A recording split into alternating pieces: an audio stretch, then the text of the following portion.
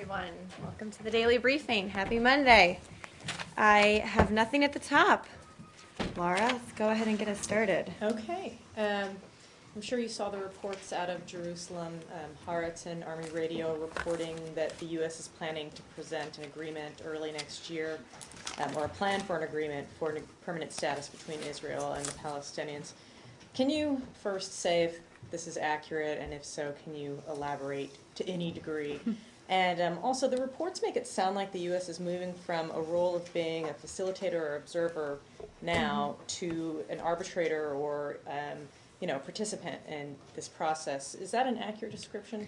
It's not, and thank you for the question. I think what we've always said is that these are direct talks between the two sides and that we are playing a facilitation role when it's appropriate. That means we're in some meetings, we're not in some meetings. There's a lot of misinformation out there about the process and reports about what the U.S. may do in the future. I would say a few points. First, most of these are not true.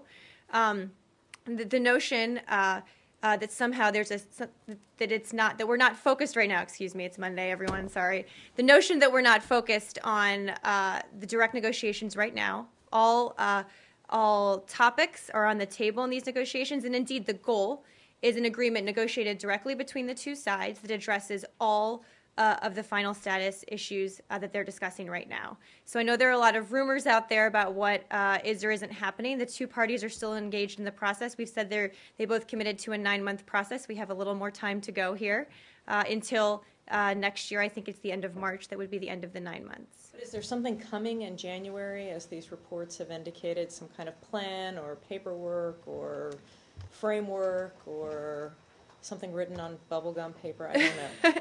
No, I appreciate the question. What we're focused on right now, who knows what will happen in a few months as a result of these direct negotiations, right? So that's a hypothetical that I'm not going to answer in a yes or no way. What I will say is what we're engaged in as a facilitator are the direct negotiations between the two sides. Hopefully, yes, at the end of this process, something will come from this, from the two sides engaged in these negotiations.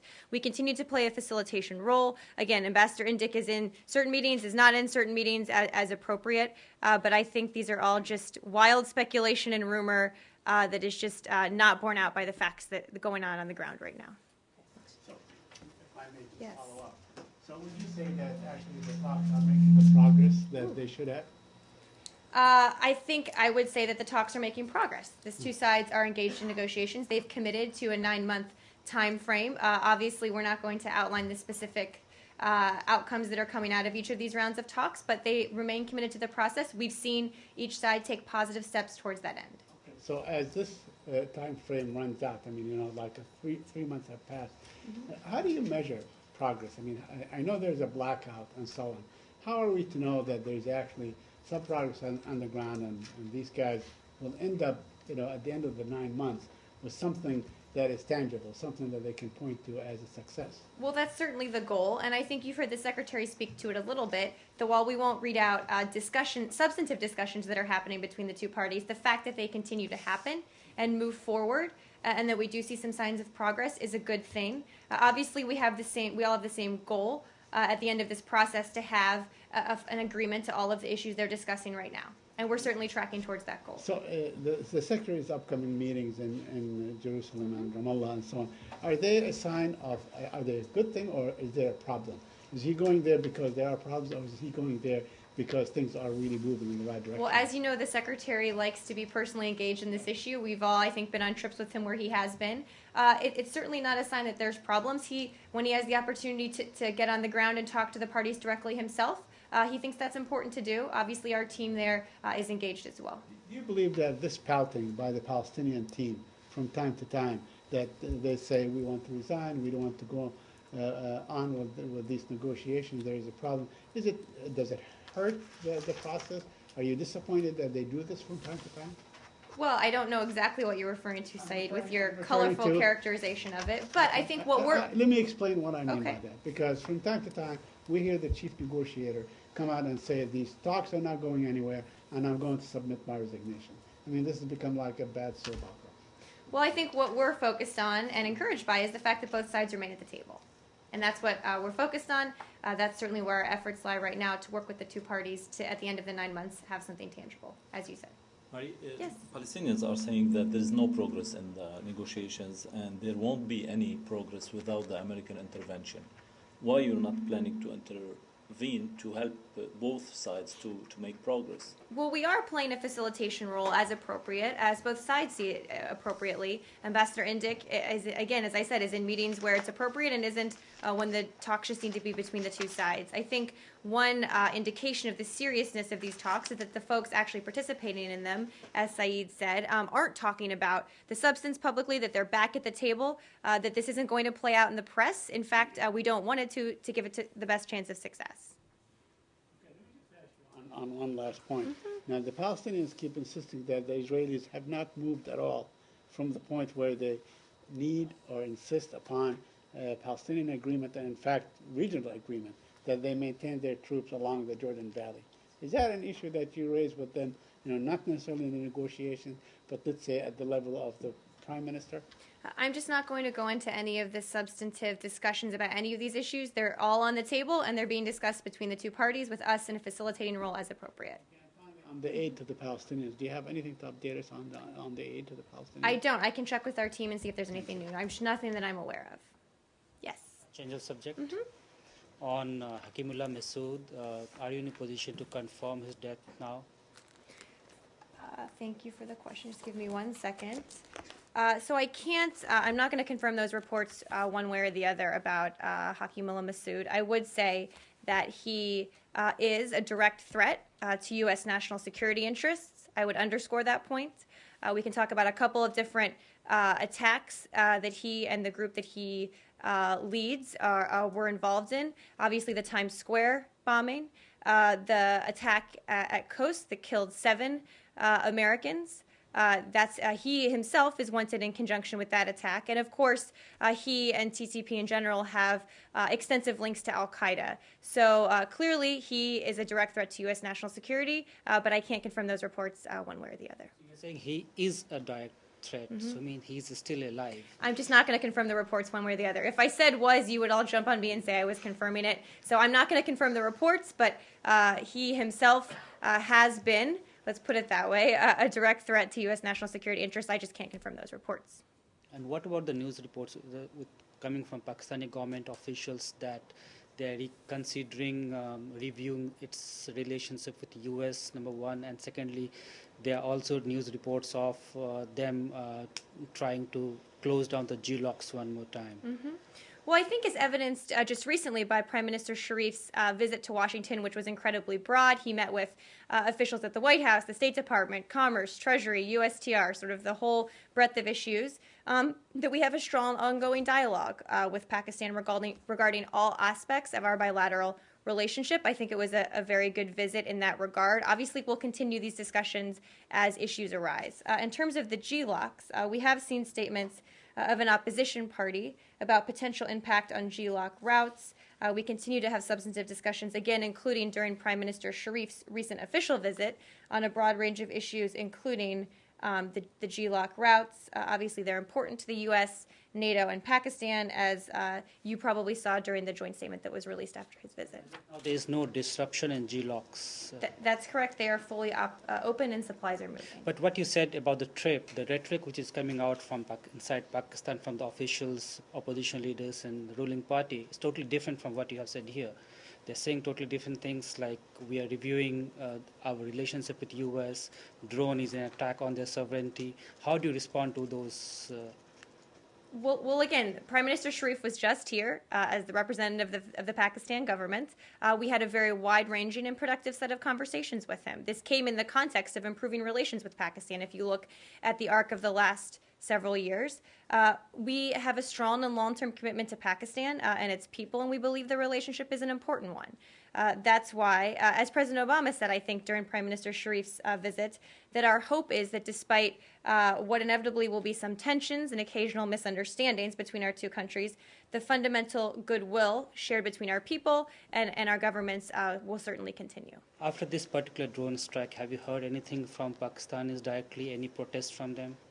I don't have any specifics about any communications to read out for update you on today. Thank you. Yes? Still on Pakistan? Or? Okay, yes. I wanted to Ask about Saudi Arabia, but also Syria and the assistance that the U.S. is providing to the opposition. The Saudis, obviously the Secretary has been there, the Saudis have been upping their aid to the opposition. Can you give us an update on where the U.S. stands in terms of both lethal, non-lethal, that type of assistance? Well, as I think we've repeatedly said, we can't outline the specifics on all of our aid to the Syrian opposition. In terms of non-lethal assistance, I know Jen talked about this a little last week. The latest is that we're working with Congress on new non-lethal assistance that fulfills the $250 million commitment the Secretary made in April. I believe that was in a London 11 meeting. So that's what we're working through with Congress right now. There are a bunch of examples of what this assistance goes to, including, I think Jen talked about some of this last week, training, communication support, local councils, support to the SMC. Last week we talked about the trucks, MREs, and other logistical support as well. So that's what we're looking at fulfilling right now. So why would you say the Saudis feel that this is not enough and that they have to provide more? Well, we've encouraged lots of folks around the world to provide more assistance, certainly to the opposition, also humanitarian assistance as well. I'll leave it up to the Saudis to speak for why they make decisions about their foreign policy. As you noted, the Secretary was just there, had, I think, over a 2-hour meeting with King Abdullah. Just finished up a press avail where we talked about the strength of our relationship with the Saudis and our discussions on a number of issues. But I will leave it to them to explain, I guess. Okay, and just to close the loop on Geneva II, if this ever comes about,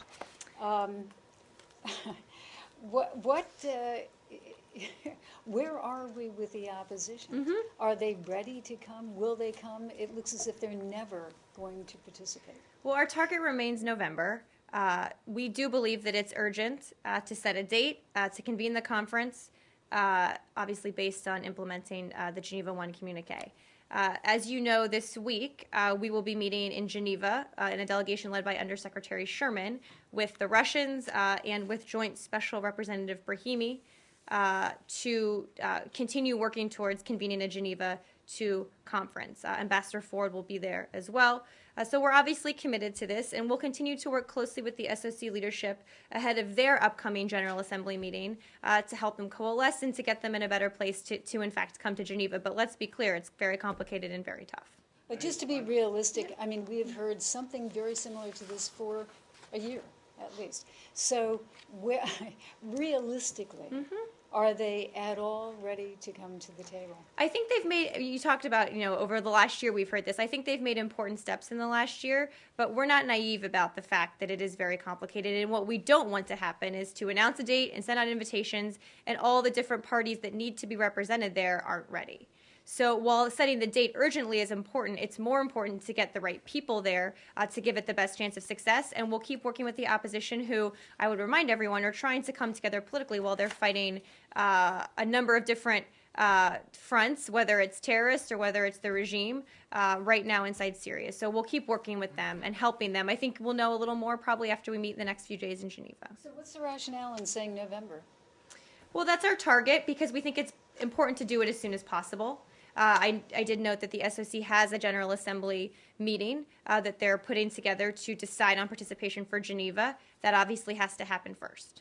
Marie? When is that going to happen? Because Secretary Kerry in London said that it was going to happen within a week. That time frame has passed, and now we're hearing more and more opposition, or from the opposition, that they don't want to come until Assad has said what day he is going to step down. So, I mean, I think the can keeps just getting kicked down the court. Right, and I don't think they've announced a date for it yet. They've indicated they want it to happen soon and that they're moving towards it. Obviously, this process takes longer than any of us would like, given how dire the situation is, but we do believe that we need to do it in the right way. And if there are good reasons to delay a little bit to get the right people there and to set the right conditions, obviously that's something we'll consider at that time. In terms of the preconditions that you asked about, we agree with Joint Special Representative Brahimi that there should be no preconditions on Geneva II.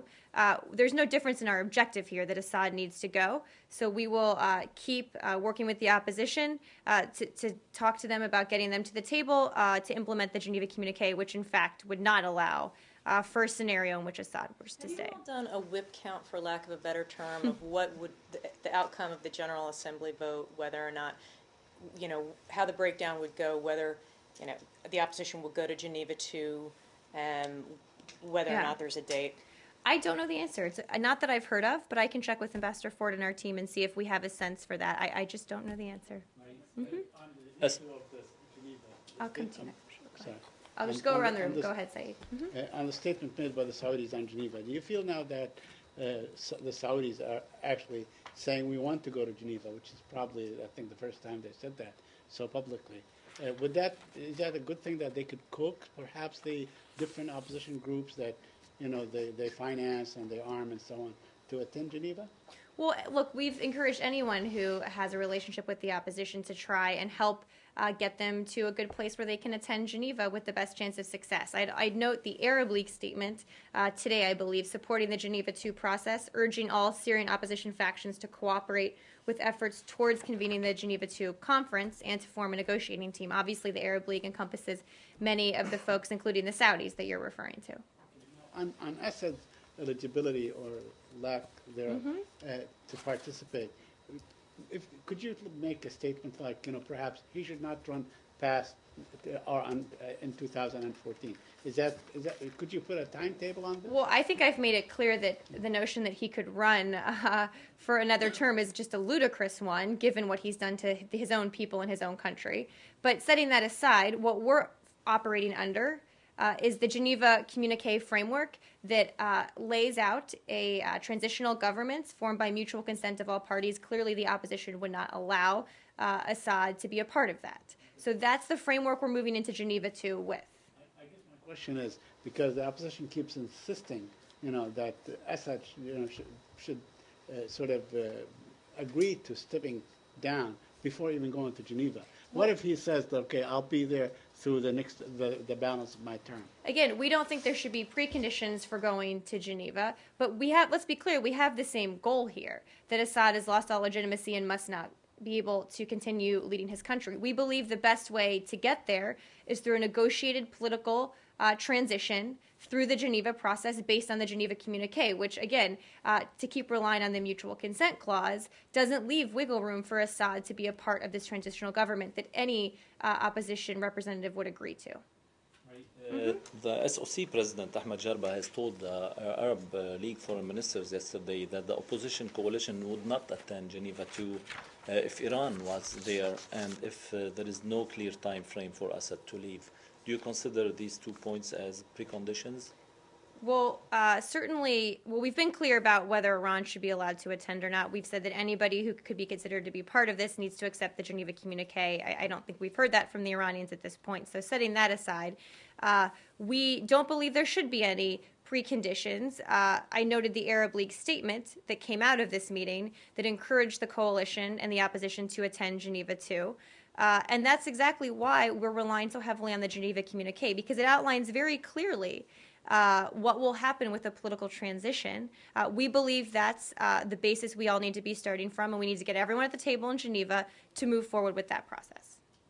Could you explain to us, do you envision a way, if the Geneva II conference takes place, you have the Syrian opposition on one side, and then you have the government on the other side. What about the role of the rest, like the Saudis, your role, the Europeans, and so on? What do they do in this case? I mean, they just look and watch, or do they participate? They facilitate? What do they do? It's a good question, and I don't have any details about what that might look like at this point. Obviously, we're focused on getting the right representatives to the table.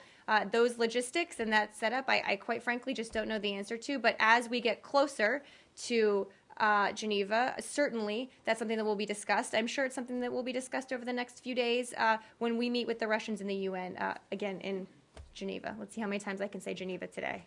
Yes, in the back, and then I'll go around. I know, it's going to be a long day. Anything else on Syria? Yes, no? Yeah, let me go up to her, and then we'll come up to you to do Iran. Okay, change subject Yes. a little. Recently, the Wall Street Journal has run a piece about the Diaoyu Islands dispute.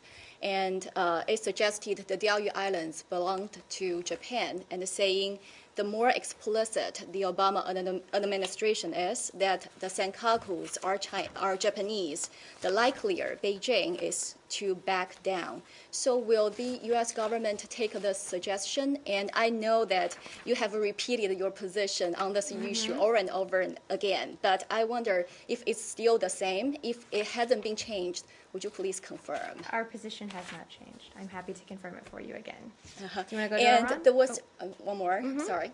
And you know the And then Wall we'll go to Street. Iran. Okay. You know the Wall Street Journal is such a powerful and influential media outlet, and this article has already drawn attention, much attention. So how will this affect the diplomatic efforts? And do you think it's responsible for the media, to put this kind of opinions and urge the Obama administration to take this kind of actions? Well, again, we believe in freedom of the press, and you all in this room and in our press corps can certainly write what they would like. But again, our position on this hasn't changed, and I will, I think, leave it at that. Thank you. Do you want to go to Iran? Yes, please. Okay. How did you receive the fresh comments of President Rouhani, who said that he's not very optimistic for the outcome of the Geneva P5+1 talks on Thursday? Well, I think we've all been clear that this is tough and that there's a deep history of mistrust here. I think you saw that today with some of the protests we saw in Iran.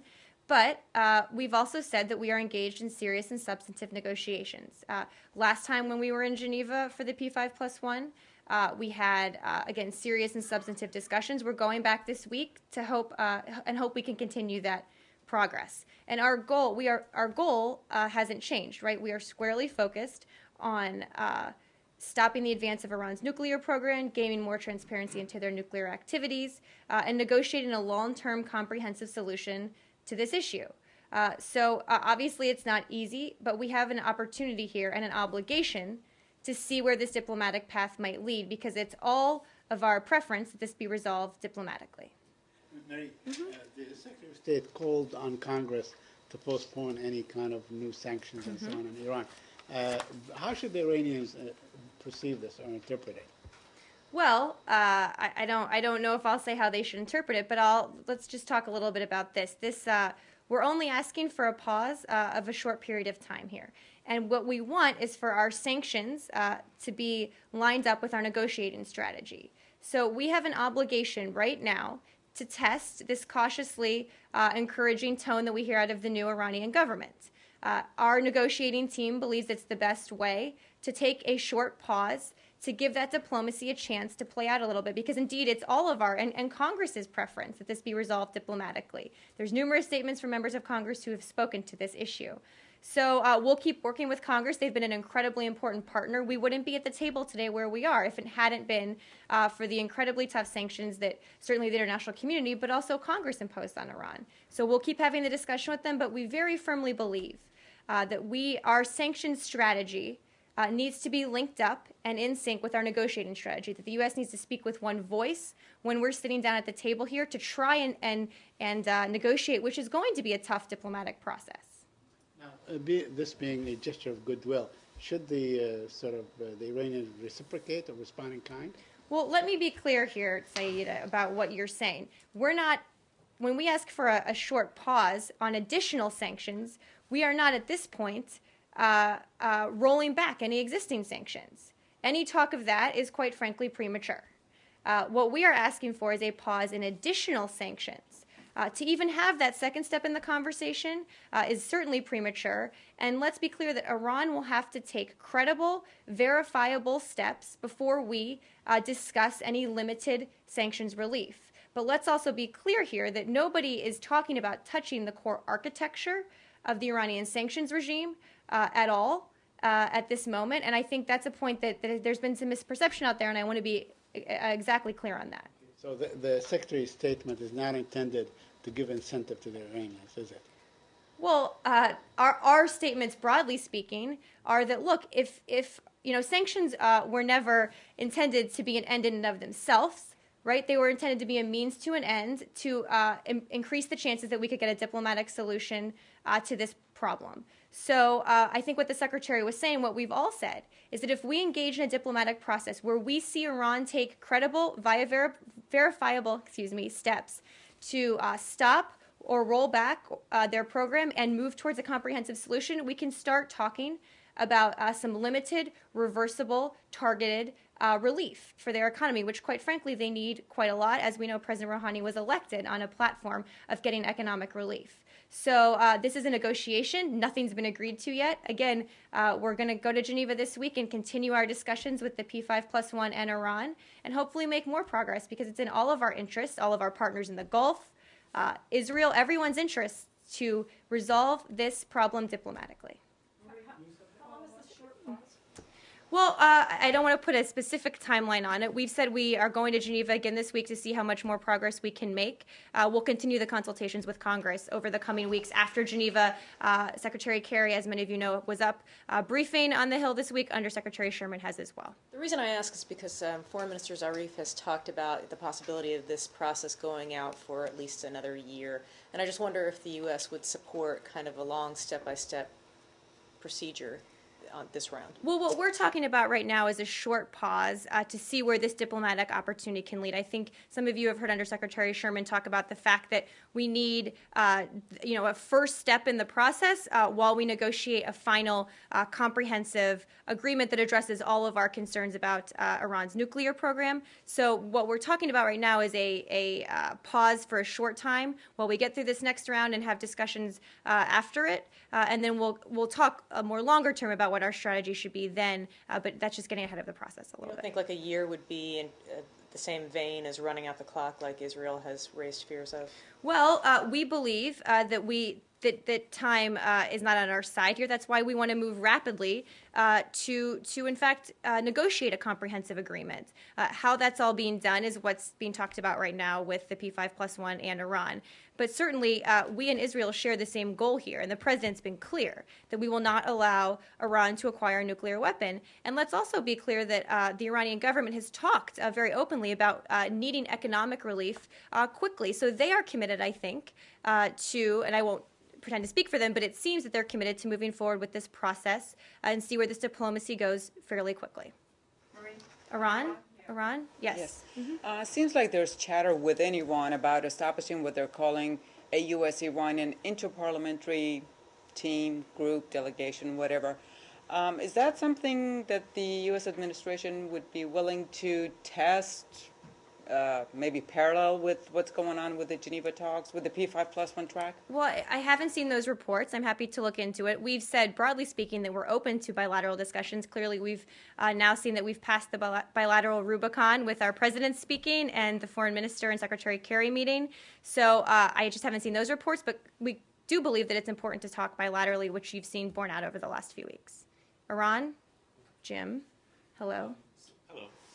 Some of the ideas for sanctions relief that have been floated, things like access to the gold markets, some aviation cooperation, this sort of thing, have received an underwhelming response, it is said, from the Iranians. I know that you're not going to go into detail about the negotiations, but I wonder if you could at least characterize how far apart the two sides are on what would be acceptable sanctions relief. And if the sides are as far apart as it seems at this point, where does that leave the prospects for negotiations? Well, you're right. I'm not going to go into the specifics of the negotiations, so thank you for teeing that up.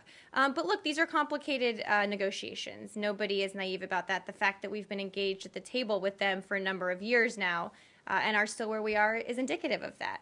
But we do think we have an opportunity now when we are cautiously testing this new tone, when we are having, for the first time, very serious and very substantive discussions to see if we can narrow those gaps. That's the purpose of these discussions, and we'll see if we can do more narrowing over the next few days. Do you think the Iranians have an unrealistic expectation of, one, what the administration is willing to offer, but even what it can offer in light of the pressure you're getting well, from Congress? I'm not going to speak for the Iranian expectations. Yeah. I think I'm just not going to comment on those. We've been very clear that in order for us to move forward with some steps, the Iranians need to take actions first to come in line with their international obligations. The onus really is on them.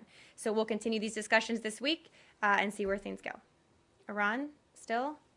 Yes? See, you trick me when you usually keep your hand raised when I say Iran. Yes, we can go to Mali and then we'll go to other topics. Okay, thank you, Mary. Yes. As you know, two French journalists were kidnapped last Friday and executed immediately after. Are you concerned that the security situation in northern Mali might slip out of control? Well, thank you for the question. The United States certainly expresses our deep condolences to the families of the two journalists killed in Mali. We condemn acts of violence committed against journalists and support the freedom of the press around the world. We've been concerned about the security situation in Mali for some time. We've talked about it a little bit in here. Obviously, we work with the French quite closely in terms of the security situation there. I don't have an update on our assessment of it, but it's clearly something that we remain concerned about. This just underscores how dangerous it can be. And we'll keep working with our partners on this to make progress. Yes? Switching over to Egypt, do you have anything on the 2-month adjournment today of former President Morsi's trial? Let me see what I have on that. As you know, the Secretary just finished a visit to Egypt. I know he spoke about this a little bit. I don't have any comment on it. I understand that that it was adjourned until January 8th, I believe, and don't have any additional comments on it. Could you tell us if the Secretary discussed the issue of the trial with the Egyptian interlocutors? Well, I'm not going to get into specifics about his diplomatic discussions. I will say that our position on this has been quite clear for a long time, and I'm just not going to get into specifics. The Secretary of State, by saying what he said, is actually looking at the new interim government and basically saying they did the right thing, and in fact giving like a green light to the military to do what they have done? That's certainly not what he was saying, Saeed, and that's never been our position. I think what the Secretary was focused on in his recent visit was talking about where the U.S.-Egyptian partnership goes from here. That a lot has happened over the last 6 months. We've talked about it ad nauseum in this room because it's important. But what he was focused on is working with the interim government to help move them back on an inclusive path to democracy and economic stability, encouraging the government to help address the aspirations of its people and make progress, demonstrable progress on the political roadmap. So that's what he was focused on. He had wide-ranging discussions, and that's what we'll keep working with the Egyptians on. The list of charges levied against Morsi is almost a carbon copy of the list of charges that was levied against Hosni Mubarak. I mean, you know, it is almost identical.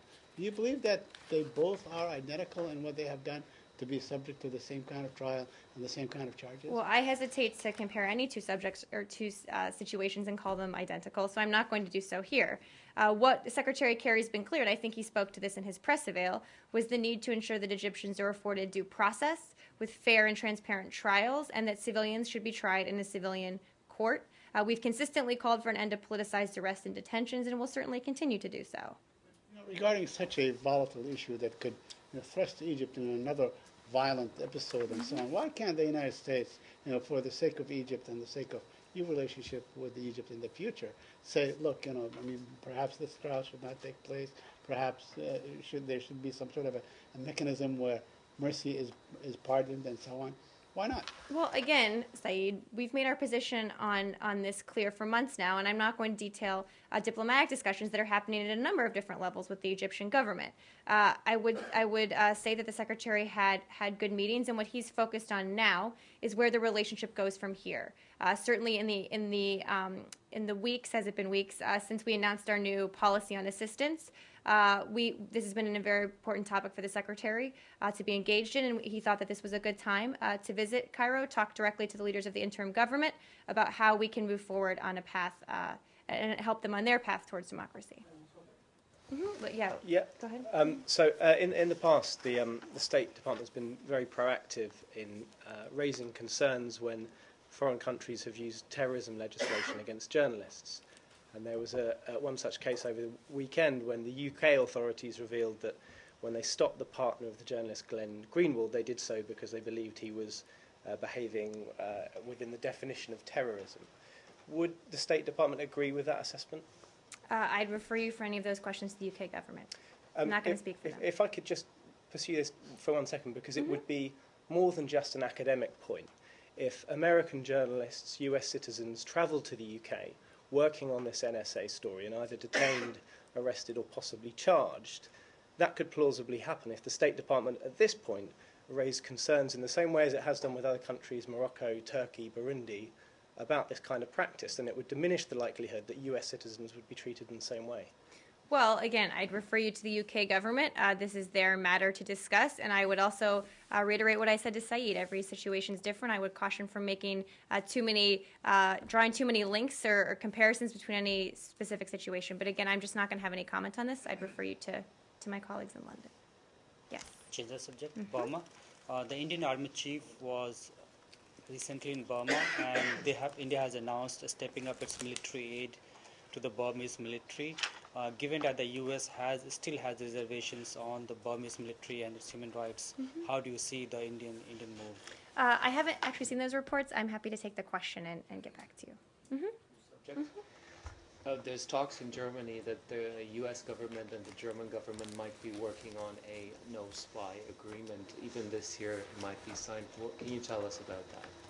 Well, I don't have anything specific for you on that. There was a meeting. I don't have anything specific for you on those reports. I believe there was a meeting in town today, or this week, excuse me. The German and U.S. intelligence officials are meeting to continue the dialogue that President Obama and Chancellor Merkel directed our two governments to further intensify and strengthen in the wake of this discussion publicly, but I don't have anything specific for you on that. There's another question I have concerning the relationship with Germany. There's a bipartisan group of senators planning to travel to Germany to talk about the NSA story. And I hadn't seen that. Okay. That's what we hear. Can you confirm that?